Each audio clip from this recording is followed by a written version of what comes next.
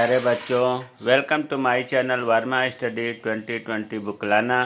मैं UP board के class 12th के छात्र छात्राओं के लिए इकोनॉमिक सब्जेक्ट को हिंदी माध्यम से मैं फुल कोर्स कराऊंगा।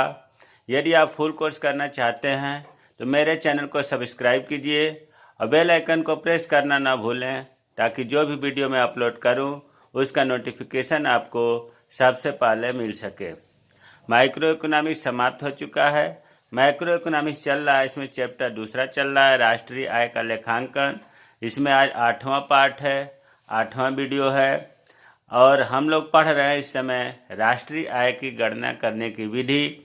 2 विधि बता दिया गया है, मूल्य वर्धित वृद्धि या मूल्य वृद्धि विधि, और दूसरा आय विधि बता दिया गया है। जो तीसरी विधि है व्यय विधि, एक्सपेंडिचर मेथड, इसे आज हम लोग पढ़ेंगे। अगर पहले का दोनों विधि आप नहीं पढ़े हैं तो आई बटन को क्लिक करके उसे पढ़ें। बहुत महत्वपूर्ण है, राष्ट्रीय आय की गणना की विधियां इम्तिहान में खूब पूछा जाता है। तो व्यय विधि हम लोग देखते हैं परिभाषा कि इस विधि के अनुसार एक लेखा वर्ष में, एक लेखा वर्ष का मतलब हुआ कि 1 अप्रैल से शुरू होता है और 31 मार्च तक लेखा वर्ष होगा, के दौरान अर्थव्यवस्था में उत्पादित अंतिम वस्तुओं तथा सेवाओं को, इतना तो आप रट लिए होंगे कि देखिए अंतिम वस्तुओं तथा सेवाओं के जब हम उत्पादन से राष्ट्रीय आय गणना करते थे तो उसे उत्पादन विधि कहे, और जब हम साधनों के आय से मतलब कमाने से जब हम राष्ट्रीय आय का गणना किए तो उसे हम आय विधि कहे, और अंतिम वस्तु और सेवाओं को खरीदने में जो व्यय हुआ, जो खर्चा हुआ, उससे हम खर्चों को जोड़ करके राष्ट्रीय आय को मापते हैं, तो हम व्यय विधि उसे कहते हैं। तो परिभाषा समझ में आ गया होगा कि एक लेखा वर्ष के दौरान अर्थव्यवस्था में उत्पादित अंतिम वस्तुओं तथा सेवाओं को खरीदना सब जोड़ना होगा, तभी तो व्यय करेंगे। खरीदने के लिए किए गए व्यय के रूप में राष्ट्रीय आय को मापा जाता है। प्यारे बच्चों, वैसे अगर हम सबका खर्चा जोड़ दें, आपका, अपना, पड़ोसी का, मोहल्ले का, सबका खर्चा जब जोड़ देंगे तो राष्ट्रीय आय नहीं मालूम होगा, ये मालूम होगा जीडीपी एट एमपी। और जीडीपी एट एमपी जब मालूम हो जाएगा तो फिर हम एनएनपीएफसी तो प्राप्त कर ही लेंगे ट्रिक के द्वारा, सूत्र के द्वारा, जिसे हम राष्ट्रीय आय कहते हैं।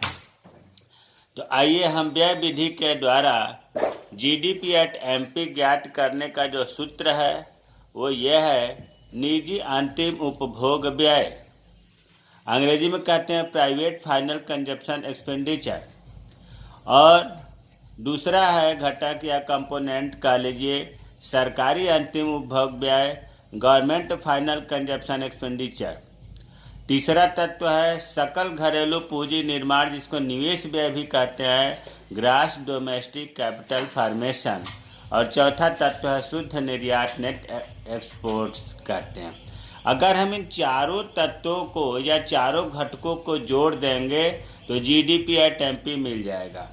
सवाल जो आय विधि का होगा, सवाल हल करने के लिए इन चारों विधियों को हमें सवाल में खोजना पड़ता है कि कौन से कहाँ है, और उन्हें जोड़ करके हम जीडीपी एट एमपी निकालते हैं, और फिर जीडीपी एट एमपी से हम एनएनपीएफसी पर पहुंच जाते हैं। अब हम एक एक करके पढ़ेंगे। देखिए, निजी अंतिम उपभोग व्यय, अगर इसका नाम से देखें, निजी का मतलब क्या हुआ, हम, अंतिम का मतलब फाइनल, उपभोग व्यय, भाई हम जो है साल के अंत में कितना खर्च किए उपभोग में, वही निजी अंतिम उपभोग व्यय कहलाता है। हमने लिख दिया है कि एक साल के अंत में जो हम लोगों के द्वारा खर्चा किया गया है वो निजी अंतिम उपभोग कहलाता है। नाम से ही रटने से काम नहीं चलेगा, नाम से ही देखिए, प्राइवेट का मतलब हो गया हम, फाइनल का मतलब हो गया अंतिम, कंजप्शन का मतलब उपभोग व्यय। एक साल के अंत में जो हमारे द्वारा खर्चा हुआ है, जो हमारे द्वारा व्यय हुआ है, उसे हम निजी अंतिम उपभोग व्यय में लिखते हैं। अब इसमें क्या क्या आता है इसको थोड़ा सा और डीपली देख लो। इसमें अरे हम का मतलब कि कोई व्यक्ति हो सकता है, उसका परिवार हो सकता है जो व्यय किया है। व्यय में क्या किया, टिकाऊ वस्तुओं पर। टिकाऊ वस्तुओं का मतलब होता है जो लंबे समय तक 12 से 15 साल तक वो वस्तुएं मान ली जाती है चल रही, टीवी, स्कूटर, कार, फ्रिज जैसी। अर्ध टिकाऊ वस्तुएं ये 1 से 3 साल तक चलती हैं, जैसे कपड़े, फर्नीचर। गैर टिकाऊ वस्तुएं जैसे तुरंत के लिए बहुत ड्यूरेशन नहीं है, जल्दी खराब हो जाती हैं। इन वस्तुओं पर जो व्यय होता है इसमें जोड़ा जाता है। सेवाओं पर व्यय जोड़ा जाता है, जैसे शिक्षा में, चिकित्सा में, बैंकिंग में। ये सब हम लोगों के द्वारा, निजी व्यक्ति के द्वारा होता है खर्चा। तो इन खर्चों को जब हम जोड़ते हैं उसे हम कहते हैं निजी अंतिम उपभोग व्यय। हमें उम्मीद है कि ये समझ में आ गया होगा कि निजी अंतिम उपभोग व्यय क्या होता है। दूसरा घटक है सरकारी अंतिम उपभोग व्यय। अरे यहाँ निजी व्यक्ति के द्वारा, हमारे द्वारा खर्चा किया गया था, यहाँ सरकार के द्वारा खर्चा किया गया जोड़ते हैं। सरकार, गवर्नमेंट फाइनल, सरकारी फाइनल कंजक्शन एक्सपेंडिचर, मतलब सरकार के द्वारा जो भोग व्यय होता है उस खर्चे को इसमें जोड़ते हैं। अब इसका देखिए यहाँ लिखा है सरकार के द्वारा खर्चा किया गया व्यय क्या क्या हो सकता है। कहाँ कहाँ सरकार खर्चा करती है, रक्षा क्षेत्र में करती है, कानून व्यवस्था को बनाए रखने के लिए करती है, एजुकेशन को लिए करती है, सड़क बनाने में, बांध बनाने में, इन सब पर सरकार खर्च करती है। कर्मचारियों का वेतन भुगतान करती है, सार्वजनिक सेवाओं पर व्यय करती है। तो इन खर्चों को हम सरकार के द्वारा खर्चा किया गया मानते हैं, जो हम कहते हैं सरकारी अंतिम उपभोग व्यय। अब प्यारे बच्चों, मान लो सवाल जो आगे हम लोग हल करेंगे, अगर उसमें सरकारी अंतिम उपभोग व्यय वैसे दिया रहता है, 99% सवालों में यही दिया रहता है, लेकिन अगर इसे न दे करके अगर इनमें से घटक को दे दे तो इन्हें जोड़ दिया जाएगा तो ये निकल जाएगा। वैसे निजी अंतिम उपभोग व्यय और सरकारी अंतिम उपभोग व्यय दिया रहता है, ज़्यादा परेशान होने की ज़रूरत नहीं है। अब तीसरा घटक जो है सकल घरेलू पूंजी निर्माण, जिसको हम कहते हैं निवेश, ये बहुत महत्वपूर्ण है। इसको अगर आप समझ लेंगे तो ये समझ लीजिए कि व्यय विधि द्वारा राष्ट्रीय आय की गणना आसान हो जाएगी निकालना। तो सकल घरेलू पूंजी निर्माण को ही हम कहते हैं निवेश व्यय, और इसकी अंग्रेजी होगी सकल की ग्रास, घरेलू की डोमेस्टिक, पूंजी की कैपिटल फॉर्मेशन, निर्माण की ग्रास डोमेस्टिक कैपिटल फॉर्मेशन। देखिए जो सकल घरेलू पूंजी निर्माण है वह ऊपर जगह नहीं था, यहाँ एरो बना के लिखा हूँ, वो 2 तरह का होता है। सकल घरेलू पूंजी निर्माण 2 तरह का होता है। एक होता है सकल घरेलू स्थायी पूंजी निर्माण और दूसरा स्टॉक में परिवर्तन। अब यहाँ हम एक चीज़ बताना चाहते हैं, जैसे मान लीजिए कि चलिए हम यहाँ बॉक्स में बता दें कि देखिए जो संपत्ति होती है, प्रॉपर्टी पर संपत्ति या एसेट कह लीजिए, अंग्रेजी में इसे बोलते हैं पूंजी कह लीजिए, यह 2 तरह की होती है। एक तो होती है फिक्स्ड और दूसरा क्षेत्र होता है करेंट, चालू। मतलब जो पूंजी है इसका जो हम निवेश अगर हम फिक्स क्षेत्र में कर, फिक्स का मतलब होता है स्थायी, लंबे समय के लिए, परमानेंट, जैसे स्थायी रूप से कोई कार्य करना। अगर हम पूंजी को फिक्स्ड में निवेश करते हैं तो सकल घरेलू स्थायी पूंजी निर्माण होता है। देखो स्थायी का मतलब फिक्स से जोड़ लो, इसकी अंग्रेजी होती है grass domestic fixed capital formation. तो ये चीज़ आप समझो कि जब हम पूंजी को फिक्स्ड क्षेत्र में, स्थायी क्षेत्र में, परमानेंट क्षेत्र में जब हम खर्च करते हैं तो उसे कहते हैं सकल घरेलू स्थायी पूंजी निर्माण। और एक दूसरा उधर ऐसे भी समझ सकते हैं, स्थायी का मतलब लॉन्ग टर्म, लंबे दीर्घकालीन समय के लिए। इसमें स्थायी तभी तो बोला जाएगा जब लंबे समय के लिए पूंजी लगाई जाएगी। तो सकल घरेलू स्थायी पूंजी निर्माण। और करेंट का मतलब चालू, कम समय के लिए, शॉर्ट टर्म के लिए अगर हम पूंजी खर्च करते हैं तो उसमें क्या होगा भाई, जो स्टॉक है, जो मतलब पूंजी है उसमें स्टॉक में परिवर्तन होगा, क्योंकि करंट लगा रहे हैं, चालू लगा रहे हैं, तो स्टॉक बढ़ेगा जब हम चेंजिंग करेंगे, घटेगा तो स्टॉक में परिवर्तन होगा। अब यहाँ देखो, जब हम पूंजी को फिक्स्ड में लगाते हैं, इस क्षेत्र में लगाते हैं, इसीलिए हम इसको शॉर्ट में स्थायी निवेश भी कहते हैं, स्थायी निवेश। और इसका भी जब स्टॉक की बात आती है तो माल सूची में निवेश भी कहते हैं, माल सूची में निवेश। वैसे ज़्यादातर यही शब्दों का प्रयोग होता है। अब मान लो जो ऊपर है सकल घरेलू पूंजी निर्माण, अगर ये नहीं दिया है सवाल में तो क्या करेंगे, फिर हम इसे खोजेंगे, सकल घरेलू स्थायी पूंजी निर्माण कितना है और स्टॉक में परिवर्तन कितना है। जब हम दोनों को जोड़ देंगे तो सकल घरेलू पूंजी निर्माण निकल जाएगा।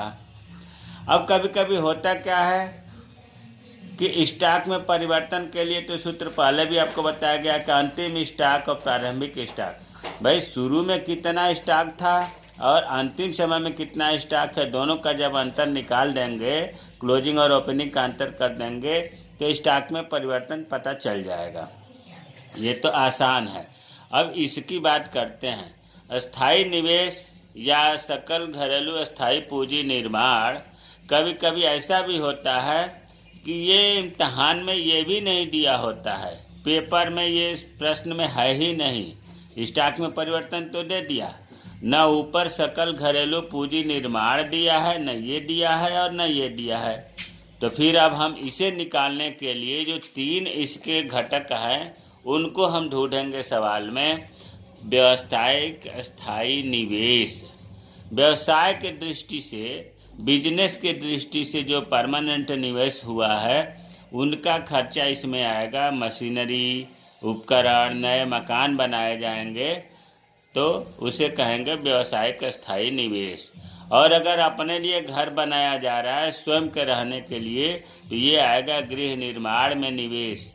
और अगर माल के भंडारों में निवेश हो रहा है, जैसे सीमेंट का उद्योग है तो सीमेंट बढ़ाया गया, इस्पात का उद्योग है, लोहा इस्पात का तो लोहा इस्पात उद्योग बढ़ाया गया।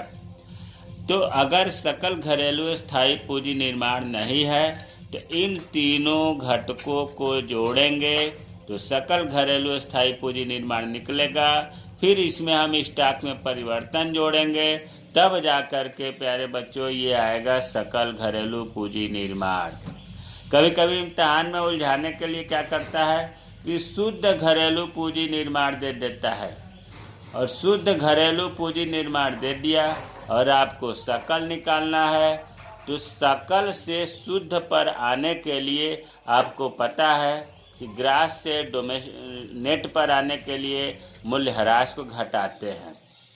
तो अगर यहाँ दिया है शुद्ध घरेलू पूंजी निर्माण तो आपको सकल निकालना पड़ेगा, और सकल निकालने के लिए शुद्ध में मूल्यह्रास जोड़ते हैं। ये ट्रिक बताया गया है, पिछले वीडियो में आप पढ़े होंगे। तो हमें उम्मीद है कि सकल घरेलू पूंजी निर्माण आपको समझ में आ गया होगा। बस हम यही बताना चाह रहे हैं कि सकल घरेलू पूंजी निर्माण के मुख्य 2 प्रकार है, सकल घरेलू स्थायी पूंजी निर्माण और स्टॉक में परिवर्तन। सकल घरेलू स्थायी पूंजी निर्माण अगर सवाल में नहीं दिया है तो इन तीनों घटकों को जोड़ने पर निकल जाएगा। और स्टॉक में परिवर्तन निकालने के लिए अगर नहीं दिया है स्टॉक में परिवर्तन तो अंतिम स्टॉक जरूर दिया होगा, प्रारंभिक स्टॉक जरूर दिया होगा, इनमें से हम माइनस कर लेंगे तो स्टॉक में परिवर्तन निकल जाएगा। चौथा है शुद्ध निर्यात, नेट एक्सपोर्ट्स। निर्यात जितना हुआ अपने देश से दूसरे देश में जितना एक्सपोर्ट्स हुआ उसमें से आयात को, इंपोर्ट को घटा देते हैं तो शुद्ध निर्यात मालूम हो जाता है। तो अब जो है व्यय विधि से हम जीडीपी, अगर हम मान लो कि ये निजी अंतिम उपभोग व्यय है, इसको हम कंजप्शन से मान लिया कि सी, सरकारी अंतिम उपभोग का हिंट हमने मान लिया जी, और सकल घरेलू पूंजी निर्माण को निवेश व्यय भी कहते हैं, इसको मान लिया आई, और ये शुद्ध निर्यात का जो x - m है तो इसको हम जीडीपी निकालने के वक्त सूत्र भी बना सकते हैं, C + G + I + X - M। C का मतलब हो गया कंजप्शन, निजी अंतिम उपभोग व्यय। G का मतलब हो गया गवर्नमेंट, सरकारी अंतिम उपभोग व्यय। I से हो गया इन्वेस्टमेंट व्यय, मतलब सकल घरेलू पूंजी निर्माण। और ये निर्यात माइनस आयात हो गया। तो जब हमारा GDP एट MP मालूम हो जाएगा चारों को जोड़ने से, जब हमें चारों तत्व को जब जोड़ेंगे, चारों घटकों को जोड़ेंगे, तो GDP एट MP प्राप्त हो जाएगा। और GDP एट MP जब प्राप्त होगा तो फिर हम आसानी से जो है हम राष्ट्रीय आय ज्ञात कर लेंगे। कैसे ज्ञात करेंगे? यहाँ पर जगह छोड़ना मैं भूल गया, तो यहाँ समझा दे रहा हूँ कि अभी आपने देखा कि जब हम GDP एट MP जोड़ा, क्या क्या जोड़ा? कंजप्शन जोड़ा, निवेश जोड़ा, गवर्नमेंट के द्वारा अंतिम उपभोग व्यय जोड़ा, और इसके बाद X - M निर्यात माइनस आयात किया। अब GDP MP से हमें पहुंचना है NNPFC, net national product at factor cost. इसी को हम कहते हैं राष्ट्रीय आय। अब देखो, ट्रिक पहले बताया गया है कि कैसे क्या करते हैं। सबसे पहले हम G को कन्वर्ट करेंगे N में, NDP एट MP बनाना है। G से ग्रास से नेट बनाने के लिए आपको बताया गया है कि डिप्रिसिएशन घटाते हैं, मूल्य ह्रास को घटाते हैं। तो ये G से N हो गया। अब जो है D, ये जो है G से N करने के लिए डिप्रिसिएशन घटाया, तो NDP एट MP हो गया। अब हमें N लाना है। D को N में चेंजिंग करने के लिए, डोमेस्टिक से नेट पर घटाने के लिए, मतलब जाने के लिए, हम NFIA जोड़ते हैं, net factor income from abroad. Hindi में बोलते हैं विदेशों से प्राप्त शुद्ध साधन आय। शुद्ध साधन आय, ये पहले सब बताया जा चुका है। और जब हम डोमेस्टिक से नेशनल पर आ गए तो MP से FC घटाने के लिए जो है हम NDP, एक स्टेज और आगे बढ़ चलते हैं, MP हो गया ये, और ये आ गया ना NNP। और अब यहाँ मैं NNPFC, यहाँ एक ही साथ हम अलग अलग बताना चाह रहे हैं ताकि कन्फ्यूजन न हो। राष्ट्रीय आय, अब देखिए D से N हो गया तो NNP एट MP हो गया। अब जो है MP से FC में बदलने के लिए, मार्केट प्राइस से फैक्टर कास्ट बदलने के लिए -NIT करते हैं। इसका हिंदी है नेट इनडायरेक्ट टैक्स, शुद्ध अप्रत्यक्ष कर। शुद्ध अप्रत्यक्ष कर। जब NNPFC मालूम हो गया तो राष्ट्रीय आय मालूम हो गया। तो ऊपर के सूत्र के द्वारा जब हम चारों घटकों को जोड़े तो GDP एट MP मिल गया, और GDP एट MP से हम NNPFC पर कैसे पहुँचे? पुराने ट्रिक के द्वारा हम पहुँच गए। अब है व्यय विधि की सावधानियाँ। इस विधि में सावधानियाँ क्या रखना चाहिए? देखिए, दोहरी गणना से बचने के लिए केवल अंतिम व्यय का उपयोग करते हैं, मध्यवर्ती व्यय का उपयोग नहीं करते हैं। अंतिम वस्तुओं पर जो व्यय होता है उसको हम गणना में शामिल करते हैं, इसीलिए सही का निशान लगा है, इसका मतलब कि शामिल करते हैं। अगर पुरानी वस्तुएं हैं उनको क्रय विक्रय कर रहे हैं, उस पर कोई व्यय होता है, उसे हम राष्ट्रीय आय में शामिल नहीं करते हैं। अगर आप ध्यान से देखें तो किसी में भी पुरानी वस्तुओं के क्रय विक्रय पर आय विधि में भी नहीं किया था, उत्पादन विधि में भी नहीं किया था, इसमें भी नहीं करते हैं। शेयर तथा बॉन्ड्स पर अगर किया जा रहा है व्यय, उससे भी हम शामिल नहीं करेंगे। हस्तांतरित जो आय होती है या हस्तांतरण भुगतान जो होता है, जैसे छात्रवृत्ति, वृद्धावस्था पेंशन, बेरोजगारी भत्ता, ये सब हस्तांतरित भुगतान होते हैं, इन व्यय को भी राष्ट्रीय आय में शामिल नहीं करते हैं। अगर अपने उपभोग के लिए उत्पादित वस्तुएं हैं तो उन पर जो व्यय होगा उसे हम राष्ट्रीय आय में शामिल करेंगे।